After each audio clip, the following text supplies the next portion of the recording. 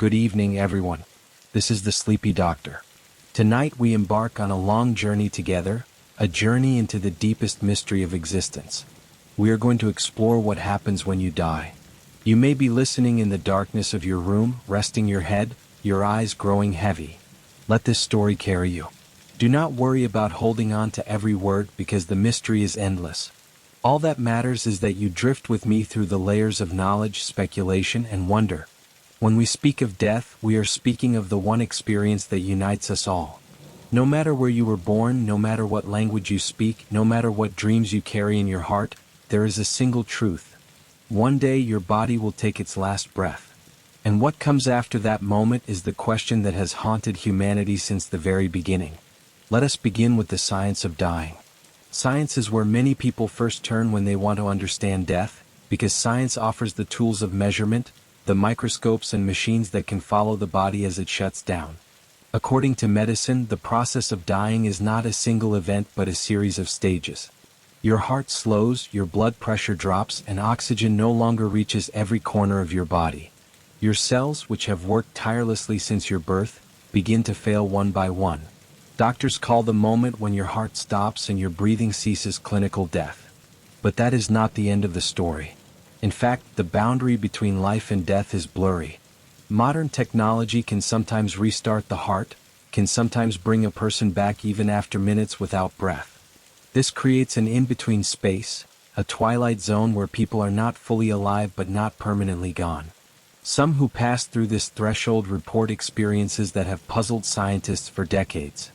These experiences are called near-death experiences. Imagine your heart has stopped, your body lies motionless, but you find yourself floating above the hospital bed. You see doctors working frantically on your body. You hear conversations that you should not be able to hear. Some describe a tunnel of light, others a feeling of overwhelming peace, or encounters with departed loved ones. When they are revived, they carry back memories that cannot easily be explained by brain chemistry alone.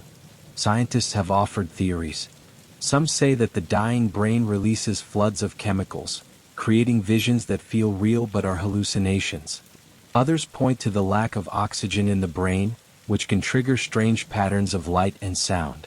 But then there are cases where people describe events that were later verified, details they could not have known if their consciousness had truly been extinguished. This leads to one of the greatest questions in neuroscience. Is consciousness produced by the brain? Or does the brain simply act as a receiver of consciousness, like a radio picking up a signal? If the brain is only a receiver, then perhaps death is not the end of awareness. Perhaps the signal continues elsewhere, in a dimension we cannot yet measure. Consider the moment of brain death, when the activity of the brain flatlines. Most doctors agree that this marks the true end of a person's life. But even here, research has found mysteries.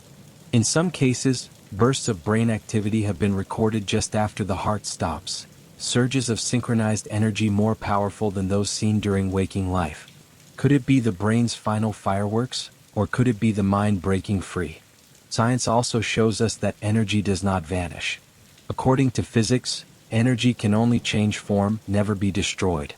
The electrical activity of your brain, the warmth of your body, all of it must transform when you die. Some scientists argue this transformation is purely physical. Heat dispersing into the air, atoms recycled into the earth. But others wonder if the energy of consciousness might also obey this law, continuing in a way we cannot yet detect.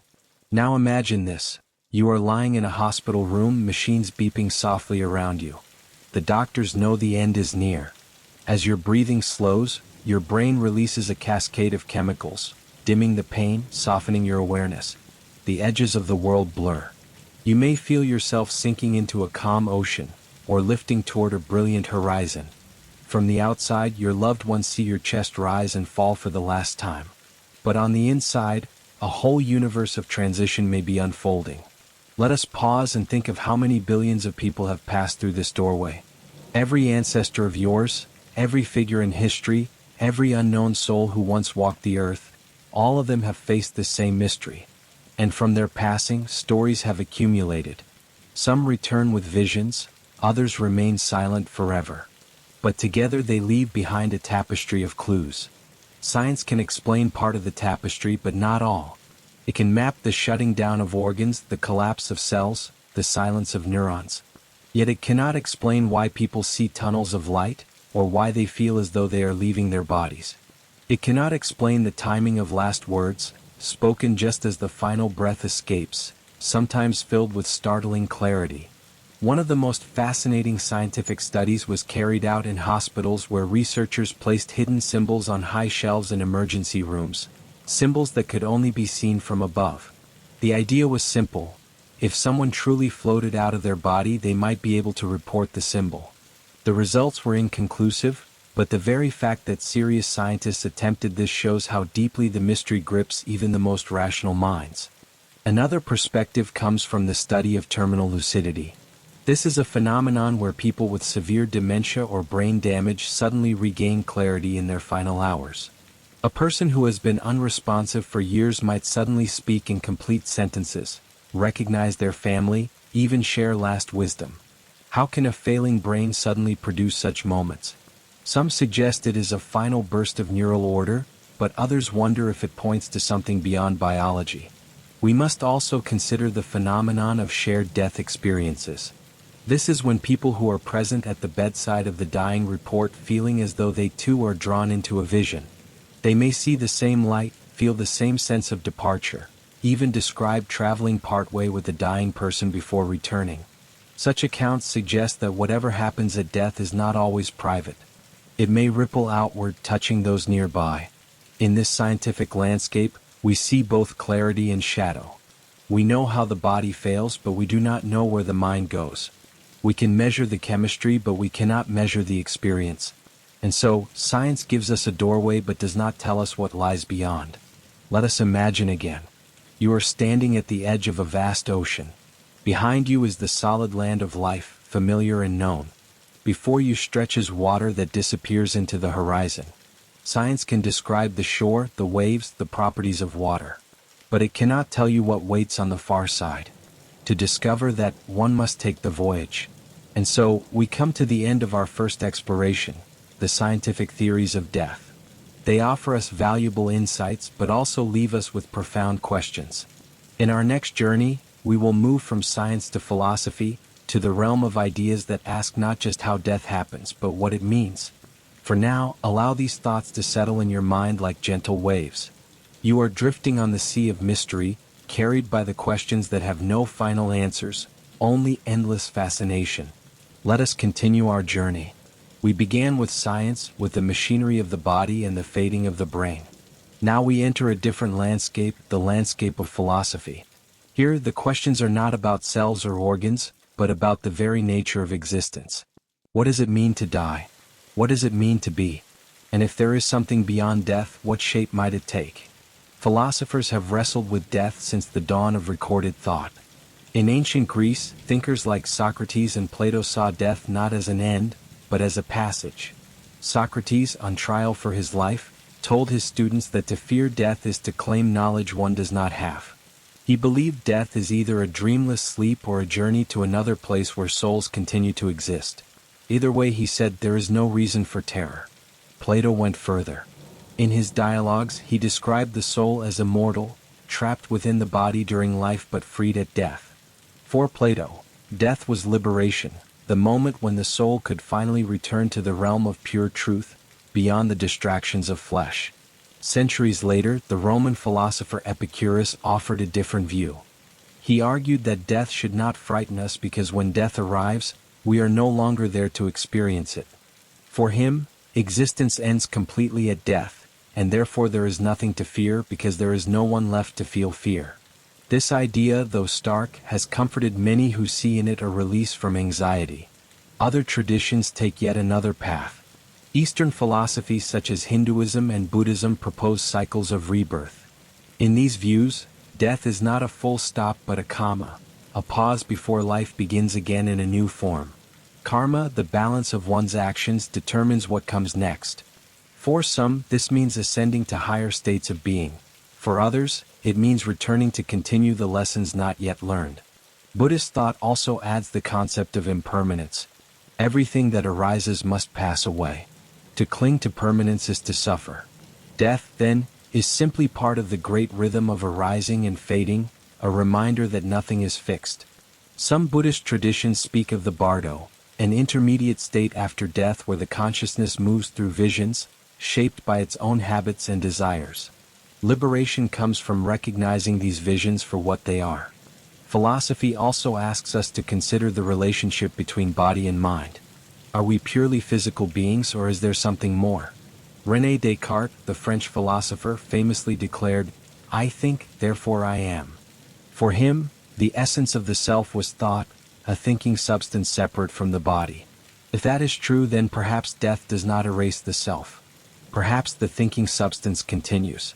Materialist philosophers, on the other hand, argue that consciousness is entirely dependent on the brain. When the brain ceases, so does the mind. From this perspective, death is the final end of the self, and what we call the soul is simply a poetic name for brain processes. This view, though cold to some, also brings clarity. It focuses our attention on the present moment, on the life we have now, because there may be no other. There is also the existential tradition. Thinkers like Martin Heidegger and Jean-Paul Sartre saw death as central to the human condition. Heidegger wrote that to be human is to be a being toward death. We live with the awareness that we will die, and this awareness shapes every choice we make. For existentialists, death gives life its urgency. Because time is finite, our actions matter. Without death, life would lose its sharpness, its flavor. Some philosophers go even further, questioning the very boundary between life and death. If consciousness is continuous, if there is no single moment when you end, then death may not be a wall but a gradient, a fading of one mode of being into another. William James, the father of modern psychology, suggested that consciousness might be like a field, with the brain acting as a filter. Death, then, could be the opening of that filter, allowing consciousness to merge back into a greater whole. Imagine yourself standing at a threshold. On one side is the world you know, the air, the trees, the voices of loved ones. On the other side is an expanse that cannot be described. Philosophy does not claim to tell you what is there. Instead, it teaches you how to stand at the threshold without despair, how to contemplate the unknown with courage. Consider the Stoics, ancient philosophers who trained themselves to see death as natural. For them, the universe was ordered by reason, and everything unfolded as it must. Death was simply part of the cycle. To fear was irrational. They advised daily reflection on mortality, a practice called memento mori, remember you must die. Far from morbid, this practice was meant to sharpen gratitude for life, to remind one that each breath is precious. In contrast, the German philosopher Arthur Schopenhauer described life as suffering, driven by endless desire. For him, death was not something to dread but a release from the tyranny of wanting. To die was to be freed from the restless will that binds us to existence. This dark vision paradoxically offered comfort. In death, the struggle ends. Modern philosophers continue to explore these themes. Some ask whether personal identity could survive in another form. If your memories were copied into a machine, would that machine be you? If your consciousness could be transferred to another body, would you continue? These questions blur the line between philosophy and science fiction, but they force us to confront what we mean by self. Is it memory? Is it continuity of experience? Or is it something deeper? Another line of thought is panpsychism, the idea that consciousness is a fundamental aspect of the universe, present even in the smallest particles. If this is true, then death does not erase consciousness, it merely changes its configuration. Your awareness may dissolve back into the universal awareness, like a drop of water returning to the ocean. Let us pause and imagine such a return. You are a single note in a symphony.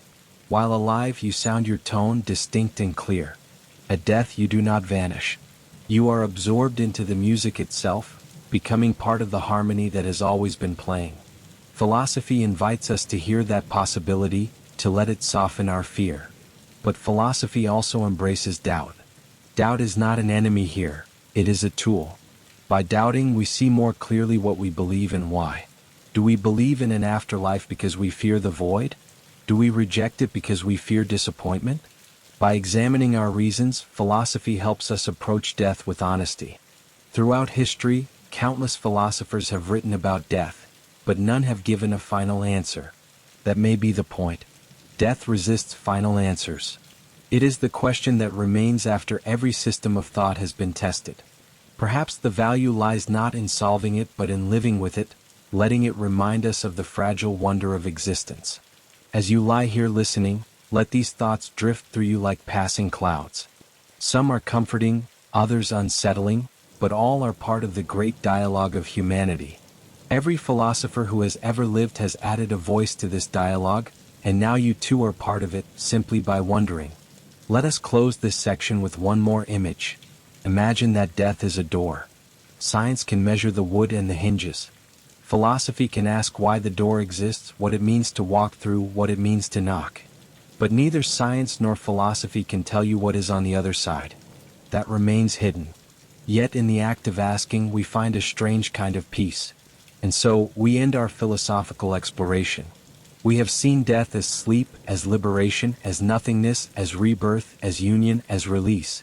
So many paths, none complete, all compelling. In our next journey, we will enter the world of religion and spirituality, where traditions and faiths across the earth describe heavens, hells, cycles, and realms beyond our imagining. Rest now with these thoughts. They are not answers but companions. And sometimes, companions are all we need as we walk toward the unknown. We now turn from philosophy to the great river of religion and spirituality.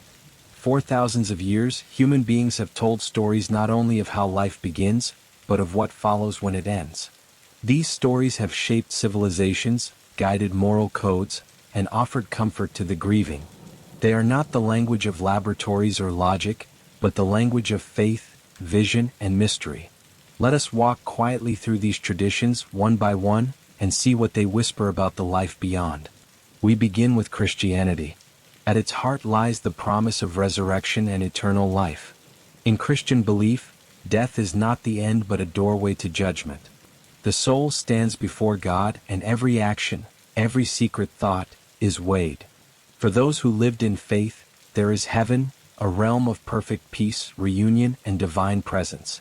Heaven is often described as radiant, filled with light, with no more pain or sorrow.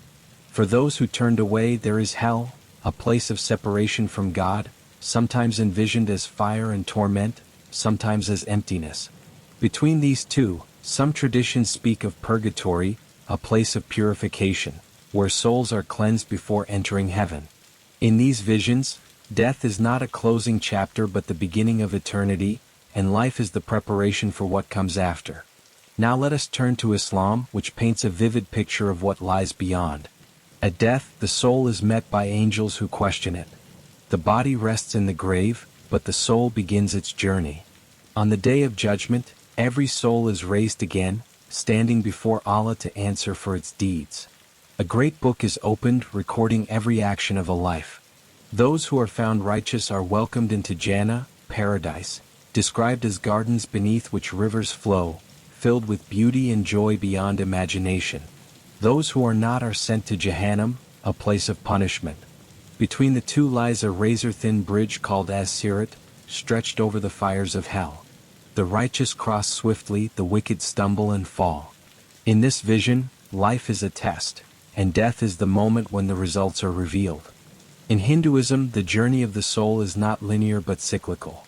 Death is not the end, nor is it a single judgment. Instead, the soul moves through many lives shaped by karma, the law of cause and effect. Every action, every thought, every intention leaves a mark that influences the next birth. A soul may be reborn into higher forms of life or lower, into joy or suffering, depending on its karma. The ultimate goal is moksha, liberation from the cycle, when the soul realizes its unity with Brahman, the infinite reality. Death in this view is both a continuation and an opportunity, a chance to ascend toward freedom or to return and learn again. Buddhism, though sharing roots with Hinduism, offers a different lens. It speaks of rebirth, not as a fixed soul traveling from life to life, but as a stream of consciousness, like a flame passed from one candle to another. Death is the dissolution of the body, but the energies of mind and habit continue, drawn by craving into a new existence. Tibetan Buddhism describes the bardo, an intermediate state lasting 49 days, where visions arise shaped by the mind's own patterns. Those who recognize these visions as projections can attain liberation. Those who do not are drawn into rebirth. At the heart of Buddhist teaching is impermanence. All things arise and pass away. Death is part of that rhythm, neither beginning nor end, but transformation. In Judaism, ideas of the afterlife have varied through time. The Hebrew Bible speaks of Sheol, a shadowy place where the dead reside, neither joyous nor tormented. Later traditions developed the hope of Olam Haba, the world to come, a realm of closeness to God. Some Jewish teachings describe the resurrection of the dead at the end of days, when bodies will rise and justice will be fulfilled. Others emphasize the immortality of the soul, dwelling with the divine. Still others focus less on what comes after and more on living rightly now, trusting that whatever follows death is in God's hands. Beyond the great religions of the book, we find countless other traditions. Among many indigenous peoples, death is not a separation but a return to the ancestors. The spirits of the dead remain close, guiding the living, protecting the community. In Native American traditions, death is a passage into the spirit world, where ancestors wait and the soul finds balance. Among African traditions, the line between the living and the dead is porous. Ancestors are consulted, honored, and seen as active participants in daily life. For the Maori of New Zealand, the soul travels northward to the leaping place of spirits, from where it departs into the next world. Shamanic traditions add another dimension. Shamans, through trance and vision, claim to journey into the realms of the dead, to guide souls, to retrieve lost fragments, to maintain harmony between worlds. In these traditions, death is not alien. It is part of a larger cosmos filled with spirits, guides, and powers that weave the visible and invisible together.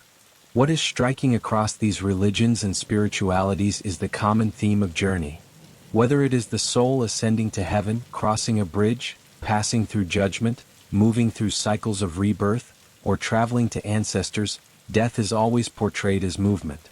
It is not a blank wall but a road, sometimes terrifying, sometimes beautiful, always mysterious. Let us imagine these journeys. You are a Christian soul, standing before a throne of light, every deed of your life revealed, yet also every moment of forgiveness and love. Or you are a Muslim soul, walking the razor bridge, feeling the fires beneath, hearing the angels call your name as you reach the gardens beyond. Or you are a Hindu soul, watching the threads of karma weave into your next life, longing for liberation. Or you are a Buddhist consciousness, drifting through visions of light and shadow, searching for recognition. Or you are a Jewish soul, waiting for the world to come, or resting in Sheol, or standing with ancestors. Or you are a shaman's traveler, accompanied by drumbeats, escorted by spirit animals, moving toward the land of the dead. Each path is different, yet all share a conviction that death is not nothing. It is a passage into something more. For the faithful, this brings comfort. For the skeptic, it raises questions. But for the storyteller, it offers endless landscapes to explore. Religions also speak not only of the afterlife, but of how the living should prepare. Live with compassion and heaven awaits. Live with faith and paradise is yours. Accumulate good karma and you ascend. Recognize the truth and you are liberated. Honor your ancestors and they will welcome you. These teachings make death not just a mystery but a moral compass. They remind us that how we live shapes what comes next. But what unites all these visions? Perhaps it is the refusal to accept that death is the final word. Across continents and centuries, humans have felt that something continues, whether as soul, spirit, energy, or consciousness. This intuition, dressed in countless forms, is like a flame carried forward. As we close this part of our journey, let us rest in that flame. You may not believe in heaven or karma or the bardo or the ancestors, but you cannot deny the human longing behind them. We want death to be a continuation, not an erasure. We want reunion, justice, meaning. We want the story to go on. And so we end this chapter, surrounded by visions of paradise, cycles of rebirth, worlds of spirit. In our next journey, we will turn to the myths of ancient cultures, to the stories of gods and underworlds, of rivers and gates, of heroes who dared to descend into the land of the dead and return. For now, let the voices of religion fade into the night, leaving behind a quiet sense of wonder. Somewhere, perhaps, a paradise waits, or perhaps a cycle turns, or perhaps ancestors call your name across the stars. We have journeyed through science, philosophy, and religion. Now let us wander deeper into the realm of myth. Myths are the ancient stories told around firelight, carved into stone, whispered by priests and shamans. They are not scientific reports nor strict doctrines. They are dreamlike maps of the invisible world, visions of where the soul might go when breath ceases and silence falls. They reveal not only beliefs about death but also the fears and hopes of entire civilizations. Let us begin in ancient Egypt. For the Egyptians, death was not the end but a voyage through the Duat, the underworld. The soul, called the Ba, left the body but remained tied to it, which is why Egyptians preserved their dead through mummification. The journey through the Duat was perilous, filled with gates, guardians, and trials. At the end awaited the most famous test of all, the weighing of the heart. Osiris, lord of the underworld, presided. The heart of the dead was placed on a scale, weighed against the feather of Ma'at, the principle of truth and justice. If the heart was light, the soul was welcomed into the field of reeds, a paradise of abundance where the dead lived in peace. But if the heart was heavy with sin, it was devoured by Ammit, the crocodile lion hippopotamus beast, and the soul was lost forever. Imagine standing there, your life measured not in words but in the weight of your own heart. The Egyptians believed that in death as in life, balance mattered above all. From the Nile we traveled to ancient Greece. The Greeks imagined death as a journey across the river Styx. To cross, the soul needed to pay Charon, the ferryman. That is why coins were placed on the eyes or in the mouths of the dead. Once across, the soul entered Hades, the shadowy realm beneath the earth. There, the dead wandered in meadows of asphodel, a pale existence.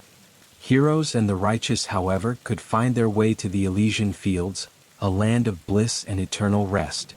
The wicked, by contrast, were sent to Tartarus, a pit of torment deeper than Hades itself, where they suffered punishments that mirrored their crimes.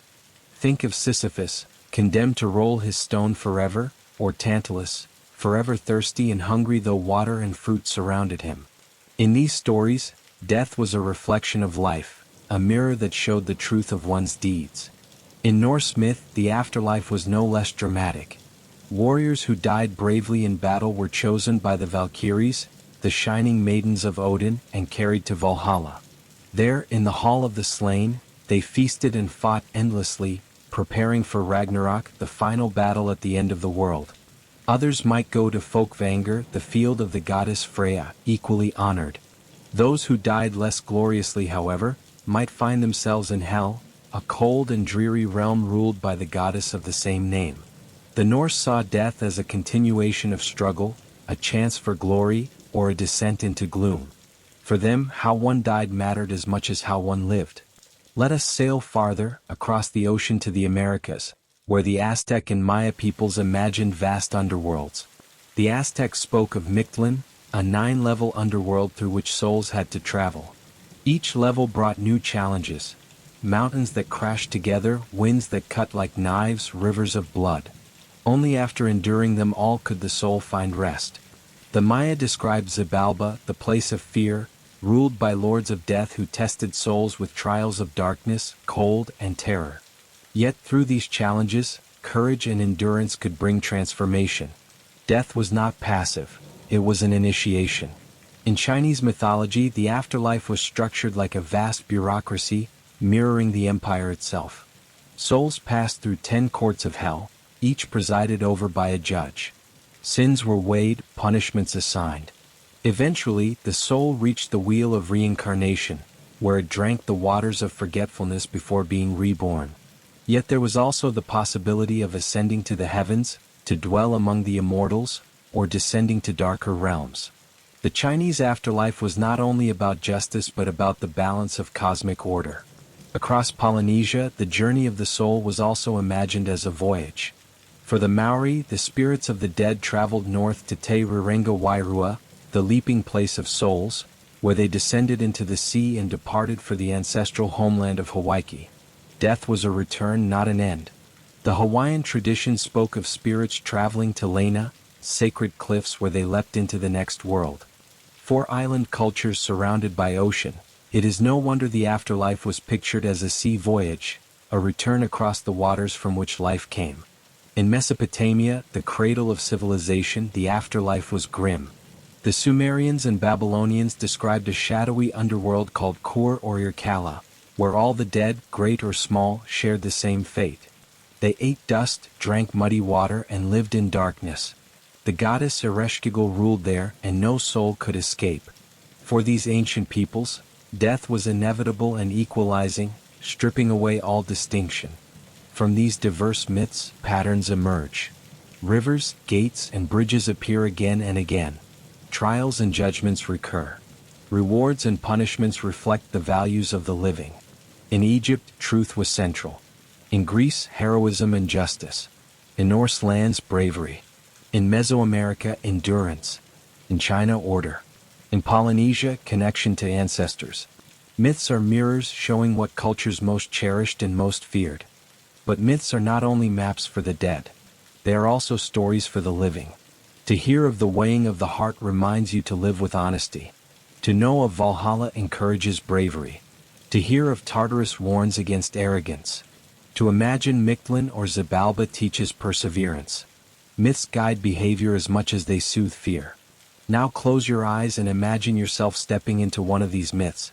You place a coin in the hand of Charon and step onto his creaking boat, the river mist curling around you. Or you stand before Osiris, your heart trembling on the scales, the feather gleaming beside it. Or you stride into Valhalla, greeted by laughter and song. Or you descend into Xibalba, facing trials of darkness and fire. Or you approach the Jade Emperor's court, scrolls of your deeds unfurled before stern judges. Each vision is a doorway, and each doorway reveals not only what lies beyond but who you are now. The myths remind us of something essential, that death has always been too large for silence. Humans needed stories to contain it. And though the stories differ, their very abundance tells us something. Across the world, across time, the imagination refuses to accept that death is empty. It fills the silence with rivers, fields, battles, courts, feasts, ancestors. As our exploration of myths draws to a close, we see how deeply they shaped entire cultures, and how even today their echoes remain. We still speak of crossing over, of final judgment, of heavenly feasts, of returning home. Myths may no longer be believed in their literal form, yet their images endure. They live in our language, our art, our dreams. Now we prepare to step from the ancient into the speculative, from the voices of the past into the visions of the future. In our next journey, we will consider modern and scientific speculations about what death may mean. The multiverse, simulation theory, quantum immortality, eternal oblivion. The myths of today clothed not in gods but in physics and possibility. Let the ancient voices rest now, their stories echoing softly as you drift. You are surrounded by rivers, bridges, fields, and stars, each a reminder that death has always been a story, and that stories will continue as long as humans wonder. We have wandered through science, philosophy, religion, and myth. Now let us turn our gaze to the realm of speculation, the edge where imagination meets the unknown. Here there are no definitive answers, only possibilities. Modern science, physics, and bold thought experiments invite us to ask, what if the nature of death is far stranger than any heaven, hell, or underworld? What if our consciousness does not end, but transforms in ways we cannot yet measure or imagine? Consider the multiverse. In theoretical physics, the multiverse is the idea that countless universes exist alongside our own, each slightly different, each containing infinite variations of events. In some interpretations, every decision, every chance occurrence spawns a new universe. If this is true, then death in one universe may not be final. Somewhere, in another universe, another version of you continues. Perhaps that version awakens the next morning, unaware of what you have experienced. Perhaps consciousness is like a river that splits into countless streams, never ending, always flowing. The idea is dizzying, yet oddly comforting. Maybe death is not a wall, but a doorway to another branch of reality. Then there is the simulation hypothesis. Some scientists and philosophers suggest that our universe is a sophisticated simulation, a cosmic program run by beings we cannot comprehend. If so, then death might be analogous to logging out of a game. Your consciousness, your digital essence, might be preserved in some memory bank, ready to be reinstated, or perhaps the program simply deletes it. Within this framework, the meaning of death shifts. It becomes a technical process, not an absolute end. And yet, the mystery remains. Who or what runs the simulation? What rules govern it? Could glitches, anomalies, or even curiosity allow the conscious self to continue in unforeseen ways? Quantum mechanics brings even stranger possibilities. Some interpretations suggest consciousness and reality are deeply entwined at the quantum level. The idea of quantum immortality arises from the many worlds interpretation.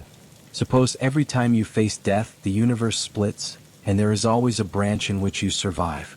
From the perspective of your consciousness, you never truly die, you always continue in some branch of the multiverse. This is not universally accepted, and it remains speculative, yet it challenges the conventional understanding of mortality. Death becomes relative, a phenomenon experienced by some versions of you, but never by the self that perceives reality. Now, let us imagine another scenario: consciousness as energy. Physics tells us energy cannot be destroyed, only transformed. Could the energy of thought, memory, and awareness persist after the body ceases to function? Perhaps it disperses into the cosmos, mingling with the energies of stars, planets, and other living beings. Perhaps it forms patterns we cannot yet recognize, waiting to coalesce in new forms. Imagine your awareness slowly diffusing, not vanishing, but becoming part of the vast web of existence, a quiet hum in the symphony of the universe. Eternal oblivion is another possibility, the complete cessation of experience. No afterlife, no continuation, no consciousness. For some, this is terrifying. For others, it is serene. To cease completely may bring ultimate peace, like slipping into dreamless sleep. There is no pain, no fear, no waiting. Just the absence of everything. Some philosophers and neuroscientists embrace this as the most likely outcome, pointing to the dependence of consciousness on brain processes. And yet, even within the idea of oblivion, humans have imagined poetic interpretations. A return to the earth, to starlight, to the cosmic cycle. Death, even as emptiness, is transformation. Speculative theories also invite questions about identity. If technology advances to the point of preserving minds digitally, could your consciousness survive in a computer or artificial body? Would it truly be you or only a copy? If your memories, personality, and thought patterns are replicated, what does that mean for selfhood? Perhaps death in the physical sense becomes irrelevant, while continuity of consciousness, whether biological or digital, becomes the measure of existence. Science fiction offers more visions. Imagine a universe where every thought leaves a trace in a cosmic archive. Even after your body fails, echoes of your decisions ripple through time and space. Or a reality in which consciousness is a wave, and death is merely the return of that wave to the infinite sea. Perhaps, in ways beyond comprehension, life and death are simply states of fluctuation, parts of an eternal cycle of emergence and dissolution. Near-death experiences, when seen through a speculative lens, may offer glimpses of these possibilities. The tunnels of light, the sense of movement, the feeling of leaving the body, could they be a peek into dimensions we do not yet perceive? Could consciousness be temporarily freed from its physical container, exploring other planes before returning or transitioning elsewhere? Science has documented these experiences without fully explaining them, leaving room for wonder and mystery. Let us imagine standing at the threshold of these possibilities. One path leads to infinite worlds, where death is merely a step into another branch of existence. Another leads to a cosmic simulation where reality is programmable, and the self might persist in hidden code. A third suggests your awareness is energy, returning to the universe in ways subtle and profound. A fourth is the absolute silence of oblivion, complete yet serene. And yet another hints at technological resurrection, where mind and memory continue beyond the flesh. Each path is speculative, each scenario challenges what we know, and each is an invitation to expand the imagination. Speculation also forces reflection on the present. If death is infinite, then every moment gains weight, every action carries echoes. If death is nothing, then each experience is precious, ephemeral, to be cherished. If consciousness persists in ways we cannot yet measure, then the universe itself becomes a participant in our story. Speculation reminds us that, while we may never know the final truth, contemplating it deepens our awareness of life itself. Consider the multiverse again. Imagine countless versions of yourself, experiencing every choice differently. Some lives are joyous, others sorrowful. Some end quickly, some stretch into unimaginable adventures. Somewhere in the infinite branches, a version of you continues, watching, feeling, learning. Quantum possibilities, cosmic energies, digital echoes. Each expands the boundary of what death might be. The mystery is both terrifying and wondrous, and it keeps the mind awake with curiosity. As we drift through these speculative realms, remember that imagination itself is a bridge. It allows us to traverse beyond the limits of the body, beyond what science can measure, beyond what religion can decree. Speculation, like myth, like philosophy, is a path into the unknown. It is not evidence nor proof, but it is a way to confront the deepest mystery with courage and awe. Now let us pause. Picture yourself moving through these possibilities. You float among parallel worlds, your consciousness shifting from one to another. You glimpse the code of a universe shimmering in infinite patterns. You feel your awareness spreading into the cosmos, touching distant stars, drifting among atoms. You sense the stillness of oblivion, the final release. You imagine a future where your mind persists in ways that are yet unimaginable. Each vision is fleeting, yet all are part of the infinite tapestry of speculation. And so we end this chapter of modern and speculative visions. The possibilities are endless, the scenarios diverse, the questions profound. Death may be a doorway, a transformation, a cycle, a disappearance, a continuation, or a mystery we can never fully comprehend. Each theory, each hypothesis, is a lens through which we may glimpse something larger, something beyond ourselves. In our final journey, we will explore personal stories, mysterious experiences, and the unexplainable events that bring these ideas to life. We will meet souls who have returned with knowledge, families who have felt the presence of the departed, and experiences that defy explanation. And at the end, we will rest together in the understanding that death, whatever it may be, is a universal voyage we all share. We have traveled through science, philosophy, religion, myth, and speculative possibilities. Now we arrive at the final part of our journey, where stories from real people bring these ideas to life. These are experiences that defy explanation, moments when death brushed close and consciousness lingered, and the living witnessed something extraordinary. Consider near-death experiences, those profound moments when a person seems to leave the body but return again. Some describe tunnels of light, encounters with beings of love, or vivid visions of events yet to occur. There are documented cases where people reported seeing their own resuscitation in detail, describing medical procedures accurately while clinically dead. Such experiences challenge our understanding of consciousness. Did the mind truly continue without the brain, or was it a phenomenon we cannot yet measure? The details are unsettling, fascinating, and often life-changing. Then there is terminal lucidity. People suffering from advanced dementia or severe neurological conditions, sometimes unresponsive for years, suddenly regain full clarity just before death. They recognize family members, speak coherent sentences, even offer wisdom or farewell messages. Scientists are puzzled.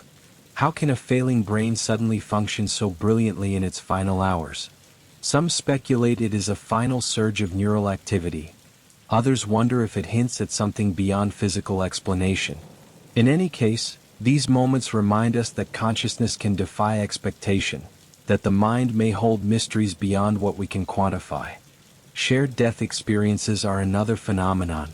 Family members or friends present at the bedside of the dying sometimes report feeling the presence of the departing soul. They may see visions, hear voices, or sense the person moving away from the body. Some describe traveling alongside the dying for a brief moment, sharing in a journey invisible to others. These experiences suggest that death may ripple beyond the individual, touching those nearby in ways science has not yet fully understood. Across cultures, unexplained events surround death. Clocks stop at the exact moment a person dies. Animals seem to know before their owners pass. Dreams predict deaths with eerie accuracy. Such phenomena have been dismissed by skeptics, yet the sheer number and consistency of reports leave questions unanswered. Perhaps, in these moments, we glimpse the thin veil separating the living from whatever comes next. Personal stories are often the most compelling. A mother reports seeing her child's spirit leave the hospital room moments before passing. A soldier describes floating above the battlefield, observing his own death and the chaos below. A grandmother, comatose for days, smiles suddenly and whispers the names of ancestors she has never met. Each story is unique, yet all share a sense that death is not merely an ending, but a threshold, a journey that can touch both the departed and those who remain. As we contemplate these experiences, it is natural to feel both wonder and fear. Death is the ultimate unknown. It is a mystery that cannot be fully solved, no matter how much science, philosophy, religion, myth, or speculation we explore. And yet, perhaps it is precisely this mystery that gives life its depth. Each breath, each choice, each moment of love and reflection is precious because it is fleeting. Each story of the afterlife, each near-death experience, reminds us that there may be more than what we see and measure. Imagine yourself now lying in quiet darkness, drifting with these thoughts. Picture the souls who have journeyed before you, the ancestors, the friends, the strangers whose experiences echo through time. Imagine the light of a tunnel, the whisper of a loved one, the stillness of oblivion, or the infinite branches of the multiverse. Whatever awaits, it is part of the tapestry of existence, part of a story that stretches beyond life and death, beyond understanding, beyond the horizon of human thought. And now, as we draw this journey to its close, consider the possibilities one last time. You have explored the decline of the body, the flicker of the mind, the visions of philosophers, the guidance of religion, the trials of myth, and the boldest speculations of modern science. You have encountered souls who lingered at the threshold, witnesses to the mystery that is both universal and intimate. Death remains beyond comprehension, but it is also a thread that binds all life, a reminder of the preciousness and fragility of being. Rest in this awareness. Let the thoughts of countless journeys, countless visions, and countless possibilities drift through you like a gentle current. In this moment, all fear can soften. Death, mysterious and vast, is also a companion, reminding us that we are part of something greater, something eternal in ways we may never fully grasp. And so, we end our exploration. If you have enjoyed this journey with me, don't forget to subscribe and press the bell icon, so you can join me again in the next exploration. Good night, and may your dreams carry you gently across the mysteries we have shared tonight.